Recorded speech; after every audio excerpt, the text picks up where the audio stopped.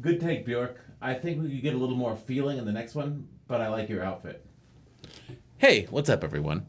We're back, and with everything that's been going on, I impulse purchased some software from IKMultimedia, and I do not like criticizing software companies. I know they're doing amazing work.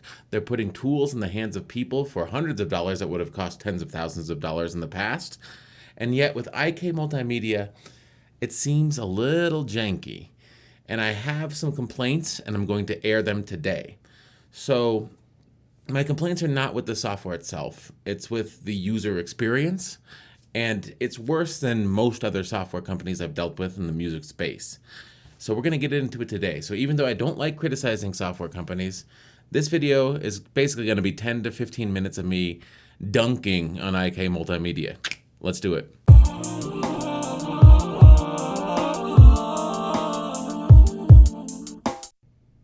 So last month, I purchased Total Studio Max 2.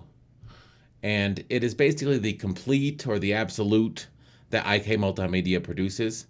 It has a bunch of instruments, a bunch of processing, guitar sim, and bass modeling.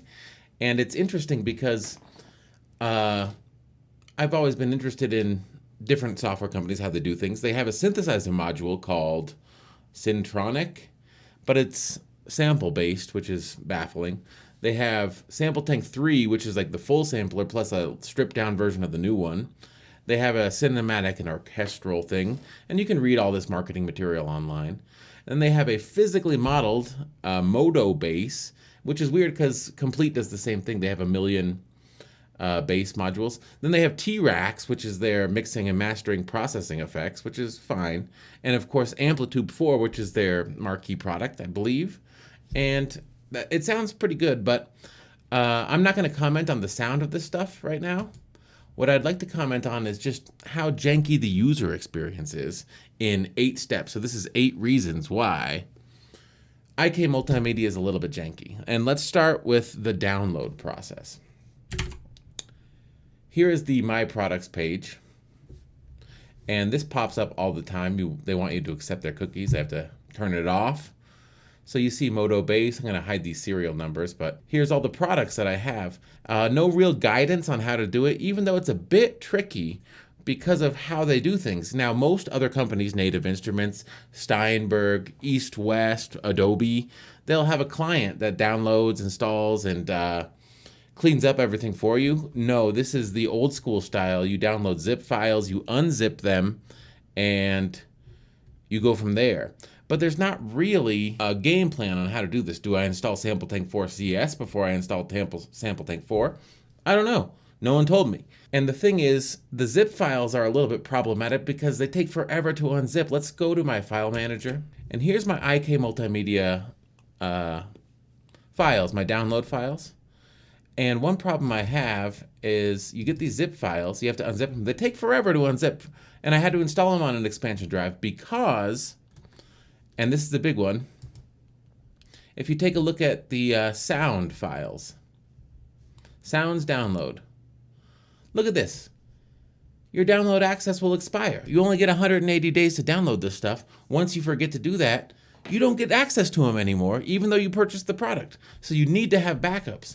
For that reason, I had to install it on my external hard drive, which makes things slower to extract files from your external hard drive as opposed to an SSD. Okay, not only did I have to extract them, then I had to reinstall them to my SSD. So we look at the zip files. There's 56.8 gigabytes of sound content in the compressed files. We look at the sound content folder. There's 32.1 gigabytes. So you're at 80, plus there's going to be another 30, so that means 110 gigabytes. Well, you can't have that all sitting on an SSD if 70% of it's going to be unused. And then you have to install them one by one, 8 times, plus an extra installation file for the steel drum. That is a little bit onerous, I mean, because they all have to be attended. And if you look at the download page again, for the bigger sample libraries that have a lot of stuff, let's look at Sampletank 3. That's the biggest.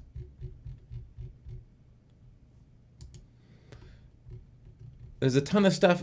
You can only download a specific number at a time, so they have to be attended downloads. You're basically spending your time sitting in front of a computer looking at a progress bar, which is software hell.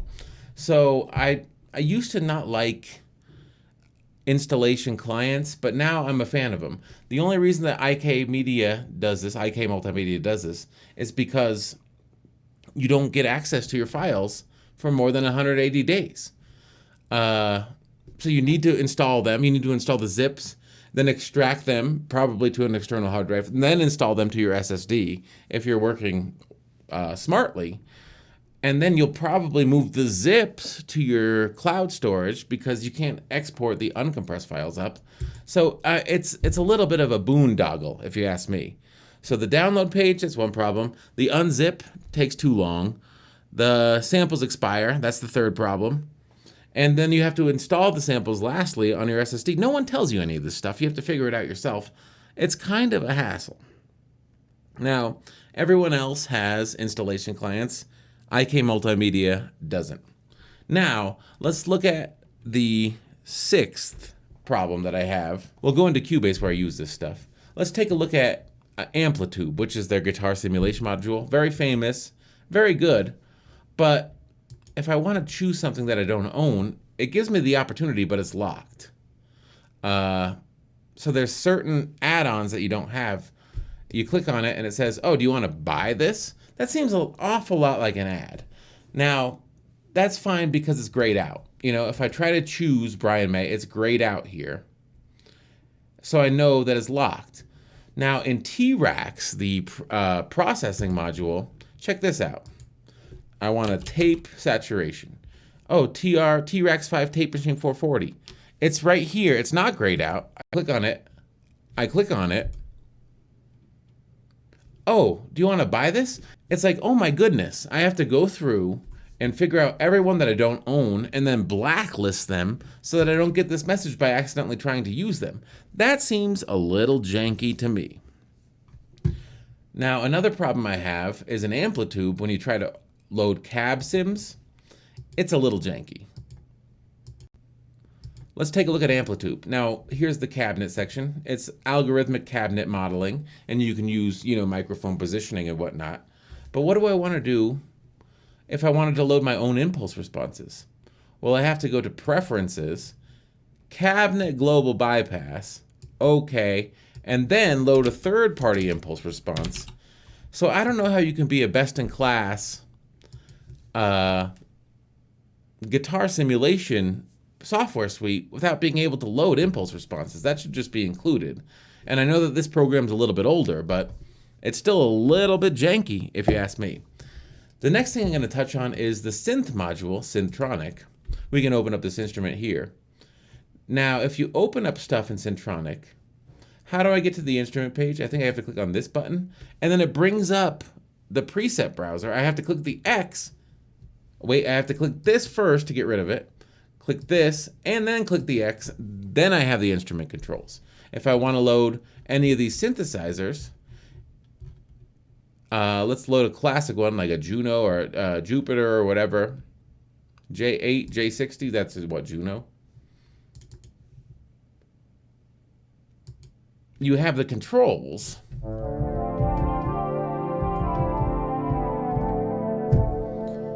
And people lust after these. Now, what's crazy about this is, like, let's say I want to adjust the volume. It's too loud. I have it down, but it loads super loud. This is at 0 dB.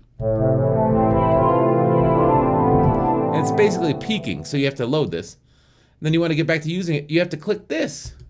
You want to load the arpeggiation module, you have to click this again. You want to go back to the instrument controls. It brings up the preset browser. That's a little bit janky if you ask me, but not quite as janky as Sampletank, which is their contact basically. I open this up. They have the ability to load anything from Syntronic, any of the products you own. But here's the thing. You don't get control of anything. So it's loaded. Where's my instrument page? It doesn't exist. Control. Oh no, that's macro. you don't get that page where you get to control the synth. You get to control the cutoff levels. You get to control everything. So basically, this is just a preset loader, even though the 1/3 of the interface is devoted to loading samples from it. And I think that's a little bit janky. Now, the last thing I'm going to talk about, which I don't have evidence of, is that when I use Sampletank for a while, I'll get a loud, high-pitched scream coming out of it, and the only way to cure it is to close down my DAW and then reopen it, and then it disappears and Sampletank works as normal. That's a little bit janky. And the final thing I have to say is I don't know if this will work. I got to open it. Amplitube 4. I open the app. I can't use it in standalone mode because couldn't open the Impulse device. Now, I think it might be because I'm using Cubase. But even when I open it and it does open, I can't find my sound card, my audio interface, in Amplitube. So all these things are little user experience. The ASIO, unable because it reads the DirectX full duplex setup. But it doesn't see my sound card, which is, I think it's janky for your Amplitube not to work out of the box in standalone mode. Also, Sampletank sometimes, or Miroslav, or any of the other sample-based programs, when I load them into Complete Control, which is Native Instruments, basically VST player, they'll crash unexpectedly. And I've never experienced this level of stuff. And the final thing I want to point on is, so if I look at the IKMultimedia executable files, I'll just extract this now, extract all. And then, I have to extract half a gig of stuff. Boom. Wait, oh, no, it's going to take a little bit longer. Okay, it's open. And I try to run the executable. Check this out.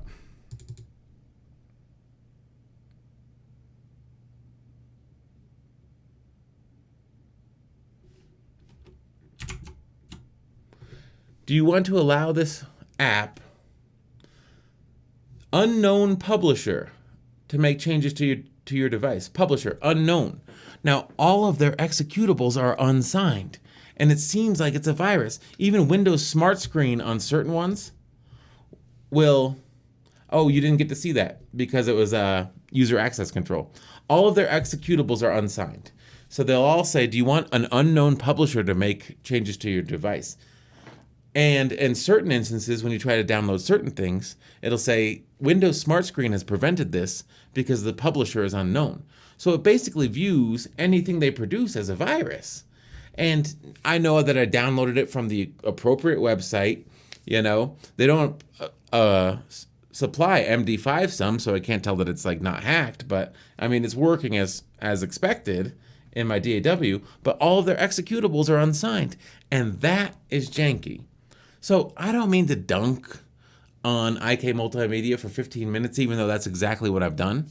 But because the download process is onerous, the unzipping and installing samples is onerous, the executables are unsigned, other companies have installation clients that are much more streamlined, and they give you access to your samples indefinitely, not a timeline of, you bought this, now you have 6 months to install it, and you'll never have access to it again, so you better put it on cloud storage and your external hard drive. Predatory ads in the software. A sampler that loads stuff but doesn't give you access to the instrument controls. And intermittent crashes and hissing. I just think that IKMultimedia could do a little bit better.